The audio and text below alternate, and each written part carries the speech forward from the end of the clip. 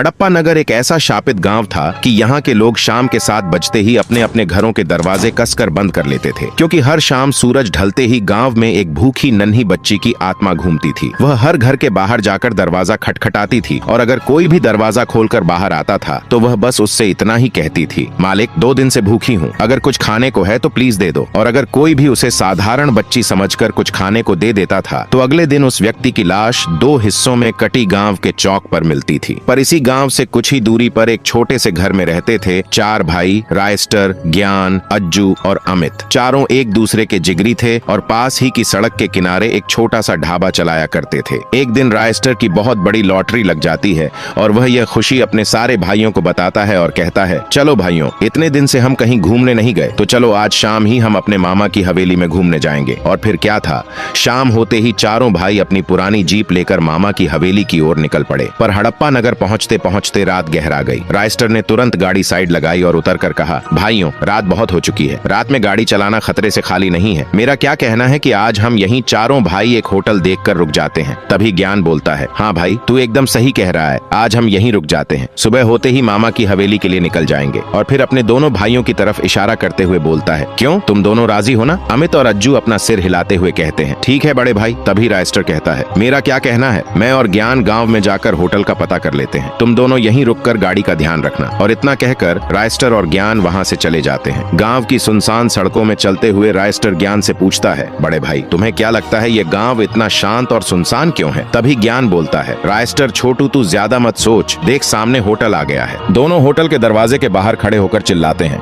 अरे सुनते हो, क्या कोई घर पर है? तभी गांव का सरपंच घर के बाहर आता है और बोलता है, क्या हुआ तुम दोनों को, इतनी रात को क्यों चिल्ला रहे हो? तभी ज्ञान बोलता है, मालिक, हमें बस एक रात के लिए रहने के लिए कमरा चाहिए, हम 4 आदमी हैं, सुबह की पहली किरण के साथ ही हम इस गांव से निकल जाएंगे। ये सुनते ही सरपंच के रोंगटे खड़े हो जाते हैं। सरपंच बोलता है, बेटा, जितनी जल्दी हो सके तुम इस गाँव से निकलने की कोशिश करो, क्योंकि यह गाँव एक शापित गाँव है। इतना सुनते ही रायस्टर बोला, प्लीज मालिक, हमें एक रात के लिए इस गाँव और इस घर में रहने दीजिए, हम सुबह होते ही यहाँ से निकल जाएंगे। सरपंच उन दोनों की इतनी जिद करने पर मान जाता है और फिर रायस्टर ज्ञान से कहता है, ज्ञान, तुम उन दोनों को भी यहाँ पर बुलाकर लेकर आओ, तब तक मैं होटल को अच्छे से देख लेता हूँ। ज्ञान चुपचाप वहाँ से चला जाता है। रास्ते में चलते चलते वह देखता है कि सड़क के बीचों बीच एक छोटी बच्ची खड़ी जोर जोर से रो रही होती है। ज्ञान उसके पास जाता है और पूछता है, बेटा, तुम इतनी रात को यहाँ क्या कर रही हो? तभी वह बच्ची बोलती है, अंकल, मैं 2 दिन से भूखी और प्यासी हूँ, कृपया करके अगर कुछ खाने को है तो दे दो। पर ज्ञान उस बच्ची का मजाक उड़ाते हुए बेशर्मी से उसके ऊपर पेशाब कर देता है और कहता है, ले पानी। और इतना कहकर वह वहां से जाने ही वाला था कि तभी उसका शरीर एक रहस्यमयी आग में जलकर भस्म हो जाता है।